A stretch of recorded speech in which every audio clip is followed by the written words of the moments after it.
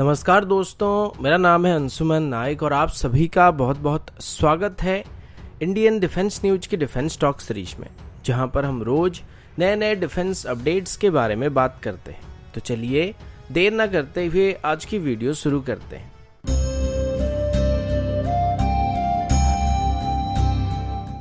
आज की पहली अपडेट इंडियन एयरफोर्स की तरफ से है। आप सभी ने देखा होगा, पिछले कुछ दिनों से ये खबर सामने आ रहा था कि भारत की तरफ से भी यूनाइटेड स्टेट के साथ F-35 को खरीदने के लिए बातचीत किया जा रहा है और इसमें यूएस की तरफ से भारत को F-35 की एक हाईली मॉडिफाइड वेरिएंट F-35I को ऑफर किया जाने वाला है। इसी बीच कल आपने देखा होगा कि रशिया की यूनाइटेड एयरक्राफ्ट कॉर्पोरेशन की तरफ से भी अपनी तरफ से अपने एयरक्राफ्ट को भारत में पुश करने की कोशिश किया जा रहा था और MiG-35 को टेक्नोलॉजी ट्रांसफर के साथ लोकली मैन्युफैक्चर करने का ऑफर दिया जा रहा था और वो अभी एक तरीके से फिर से रशियन डिफेंस इक्विपमेंट की मार्केट को भारत में रिवाइव करने की कोशिश करें, जो कि पिछले कुछ सालों से अपनी इंपोर्टेंस को खोता आ रहा है। पिछले साल आपने देखा होगा रशिया की तरफ से अपनी Su-75 को रिवील किया गया था, जिसको रशिया की तरफ से चेकमेट का नाम दिया गया था, जो कि एक 5th जनरेशन फाइटर है और इसे रशिया की तरफ से अभी स्पेशली एक्सपोर्ट करने के लिए डेवलप किया जा रहा है। अभी पता चला है कि रशिया की तरफ से अभी इस एयरक्राफ्ट के डिजाइन में कुछ चेंजेस करने का फैसला किया जा रहा है। इस एयरक्राफ्ट को मेनली यूनाइटेड स्टेट के F-35 को काउंटर करने के लिए रशिया की तरफ से डेवलप किया जा रहा था और इसकी जो एक्सपोर्ट कंट्रीज की लिस्ट था उसमें भारत पहले नंबर पे था, यानी कि रशिया की तरफ से इसे आगे चल के भारत को भी ऑफर करने का प्लान किया गया था। अभी इसकी पहली फ्लाइट 2024 तक डिले होने की बात सामने आ रही है और क्लेम के मुताबिक इसकी प्रोडक्शन यहाँ पे 2027 की एंड में 2028 की शुरुआती दौर में शुरू होने वाला है। अगर भारत को इसकी एक्सपोर्ट करने की चांसेस की बात करें तो इसकी चांसेस काफी कम रहने वाला है, लेकिन फिर भी रशिया को लगता है कि ये भारत के रिक्वायरमेंट में फिट हो सकता है, क्योंकि ये एक मीडियम वेट कैटेगरी का 5th जनरेशन एयरक्राफ्ट होने वाला है, जो कि बस $30 मिलियन की यूनिट कॉस्ट के साथ आने वाला है, जो कि वर्तमान की कई मॉडर्न 4.5 जनरेशन एयरक्राफ्ट के मुकाबले काफी कम है। इसके साथ ये फुल्ली कस्टमाइज ऑप्शन के साथ भी आने वाला है, जो कि कस्टमर के डिमांड के हिसाब से मॉडिफाई भी किया जा सकेगा। इनिशियली भारत की तरफ से रशिया की Su-75 प्रोजेक्ट से पीछे हटने का फैसला किया गया था और उसके बाद ये दूसरा रशियन 5th जनरेशन एयरक्राफ्ट होने वाला है, जिसे अभी रशिया की तरफ से भारत को बेचने की कोशिश किया जा रहा है। अगला अपडेट आकाश एयर डिफेंस सिस्टम को लेकर। अभी रिसेंटली एक सुदनेश ट्विटर हैंडल की तरफ से ट्वीट करके एक इमेज को पोस्ट किया गया था, जिसमें आकाश एयर डिफेंस सिस्टम को देखा गया था और उसमें एक क्लेम किया गया था कि सिस्टम अभी सूडान के आर्म फोर्सेस के द्वारा ऑपरेट किया जा रहा है और इसकी एक स्केल मॉडल को वहां पे सुदानीज आर्मी की तरफ से आयोजित किए गए एक्सपो के दौरान डिस्प्ले किया गया था।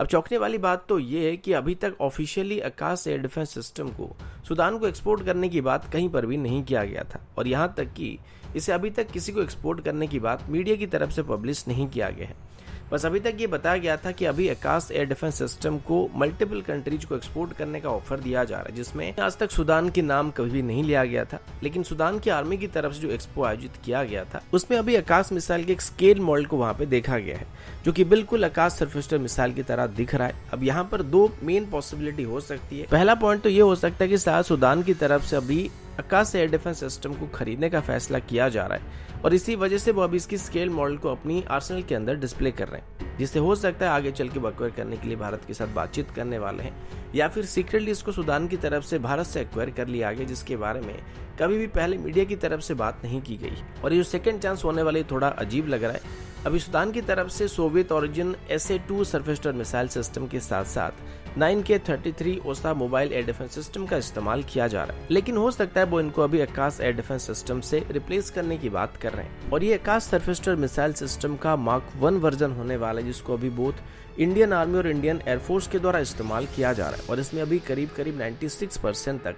इंडियन सिस्टम का इस्तेमाल किया जा रहा है, जिस वजह से अभी इसको बेचने में या किसी भी देश को एक्सपोर्ट करने में भारत के लिए कोई भी परेशानी क्रिएट नहीं होने वाला है।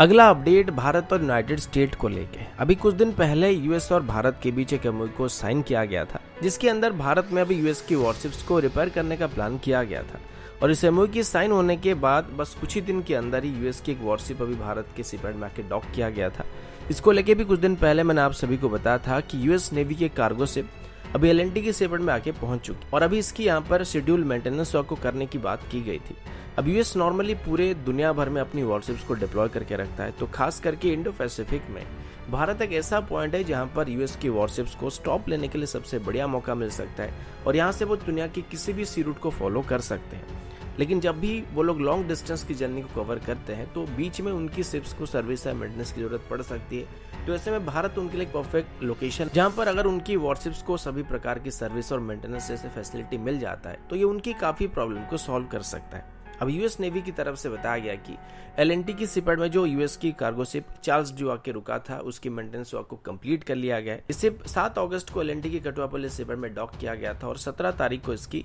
सभी प्रकार के मेंटेनेंस वर्क को कंप्लीट कर दिया गया। ये शिप यूनाइटेड स्टेट नेवी के लिए एक मेन कार्गो शिप है, जो कि यूएस नेवी की ओवरसीज डिप्लॉयमेंट के दौरान उनकी वॉरशिप्स तक जरूरी कार्गो और ऑर्डिनेंस को सप्लाई करती है, जिसमें वेपन से लेकर खाने पीने तक का सामान भी इंक्लूड होता है। अगला अपडेट भारत और चाइना को लेके, और आप सभी जानते हैं कि अभी भारत और चाइना के बीच जो रिलेशन है वो किस तरीके से चल रहे हैं। ऐसे में पिछले 2 सालों से भारत और चाइना के बीच रिलेशन काफी खराब दौर से गुजर रहे हैं, जहां पर दोनों देशों की army line of actual control में आमने सामने खड़ा हुआ है और इसको अभी बातचीत करके थोड़ा बहुत रिजॉल्व करने की कोशिश भी किया जा रहा था और ट्रूस को हटाने की कोशिश किया जा रहा था। लेकिन अभी पीटीआई की तरफ से पब्लिश की गई रिपोर्ट के मुताबिक अभी एक बार फिर से भारत और चाइना की आर्मी आमने सामने आने वाले हैं, लेकिन इस बार वो भारत और चाइना के बॉर्डर में नहीं, बल्कि इस बार भारत और चाइना की आर्मी रशिया में एक दूसरे के साथ आमने सामने होने वाले हैं।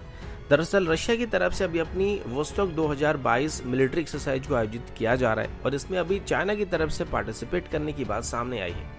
चाइना की तरफ से बताया गया कि उनकी एक मिलिट्री टीम रशिया की एक्सरसाइज में पार्टिसिपेट करने के लिए जाने वाली है। इसके अलावा इस एक्सरसाइज में भारत, मंगोलिया, बेलारूस और ताजिकिस्तान भी पार्टिसिपेट करने वाले हैं।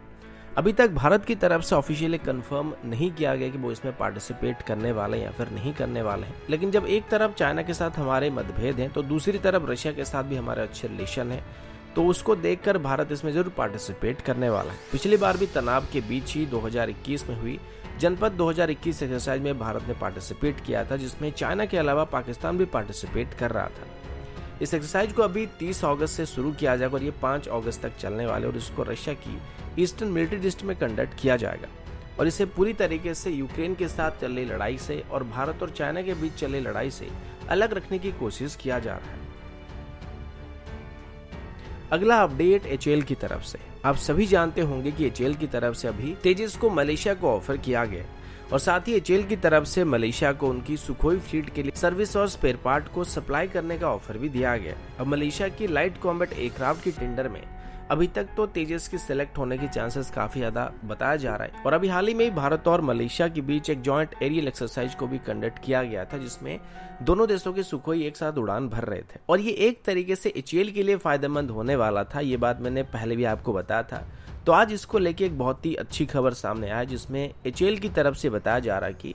वो अभी मलेशिया में अपने एक ऑफिस को ओपन करने वाले हैं। इसके लिए एक एमओयू को एचएएल और मलेशिया के हाई कमिश्नर के बीच साइन किया चुका, जिसके चलते एचएएल मलेशिया की कैपिटल में अपनी एक ऑफिस को ओपन करने वाला है, जो कि आगे चल के मलेशिया को उनकी SU-30 MKM फ्लीट को सभी प्रकार के मेंटेनेंस और सर्विस रिलेटेड इशू में मदद और असिस्टेंस को ऑफर करने के साथ साथ उनकी हॉक फ्लीट को भी सेम फैसिलिटी प्रोवाइड करने वाला है। और इसी के साथ ही रॉयल मलेशियन एयरफोर्स की लाइट कॉम्बैट एयरक्राफ्ट की टेंडर में तेजस की सिलेक्ट होने की चांसेस भी अभी काफी ज्यादा बढ़ता हुआ नजर आ रहा है। तो दोस्तों अभी के लिए इतना ही, मिलता हूँ आपसे अगले वीडियो में, तब तक के लिए जय हिंद, वंदे मातरम।